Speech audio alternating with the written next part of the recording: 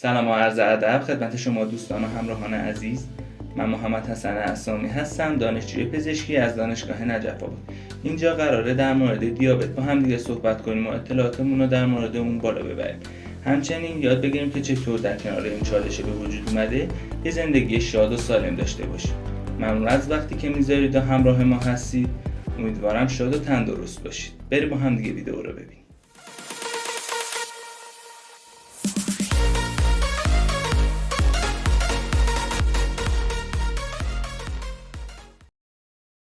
با جیم آشنا شوید. جیم دیابت نوع 2 دارد و می‌خواهد آن را بهبود بخشد. این بهبودی چیست؟ برای توضیح این موضوع بیایید نگاهی به داخل بدن او بیندازیم. پانکراس یه اندام بسیار مهم است که هورمون انسولین را تولید می‌کند. انسولین در سراسر بدن حرکت کرده و به سلول‌ها کمک می‌کند تا از گلوکز به عنوان سوخت استفاده کنند. اما در افراد مبتلا به دیابت نوع 2 مانند جیم، انسولین به درستی عمل نمی کند و ممکن است مقدار کافی از آن در زمان مناسب وجود نداشته باشد. این موضوع باعث می شود گلوکز در خون جیم جمع شود و به بدن او آسیب برساند. جیم قبلا دیابت خود را با رژیم غذایی کنترل می کرد، اما اکنون برای جلوگیری از افزایش سطح قند خونش به دارو نیاز دارد. اما محققان ما فکر کردند که راه دیگری نیز وجود دارد. آنها می‌خواستند ببینند که آیا دیابت نوع 2 می‌تواند بهبود یابد یا خیر. آنها معتقدند که تجمع چربی در کبد و پانکراس می‌تواند ریشه این مشکل باشد. برای بررسی این فرضیه، آنها آزمایش جدیدی برای بهبودی طراحی کردند و جیم به عنوان داوطلب آزمایشی در این برنامه شرکت کرد.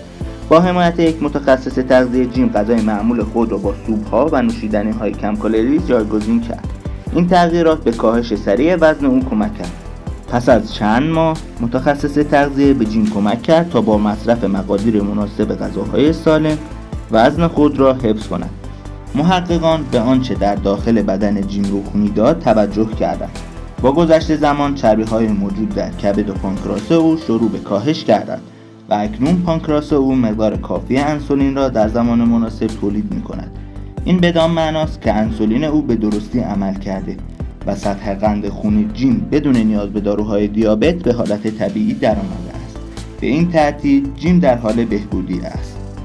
جیم هنوز سالانه با پزشک خود مشاوره می‌کند و اکنون از سلامتی بهتری برخوردار است. او با دوچرخه به بیرون می‌رود و با خانواده‌اش پیاده‌روی می‌کند. احتمالاً او اکنون در معرض خطر کمتری برای ابتلا به عوارض دیابت مانند بیماری‌های قلبی قرار دارد. زندگی او در حال تغییر است.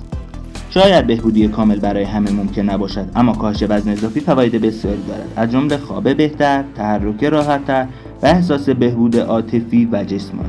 همچنین این تغییرات می‌تواند به کاهش خطر ابتلا به عوارض دیابت کمک کرده و نیاز به داروهای دیابت را کاهش دهد. برنامه مدیریت وزن که توسط محققان ما آزمایش شده است، یکی از قوی‌ترین شواهدی است که تاکنون برای بهبودی دیابت داریم. راه‌های مختلفی برای کاهش وزن اضافی وجود دارد و شما می‌توانید روش‌هایی را انتخاب کنید که برایتان مفیدتر و مؤثرتر است. اگرچه هنوز اطلاعات زیادی در مورد بهبودی کامل دیابت نداریم، اما ما می‌خواهیم به مردم کمک کنیم تا وزن خود را در محدوده سالم نگه دارند و در مسیر بهبودی قرار بگیرند. همچنین در جستجوی درمانی هستیم که برای افراد از قومیت‌ها و ویژگی‌های مختلف مؤثر باشد. به همین دلیل محققان ما در تلاشند تا دانش خود را گسترش دهند و به این ترتیب بتوانیم بهبودی را برای هرچه بیشتر افراد به واقعیت تبدیل کنیم.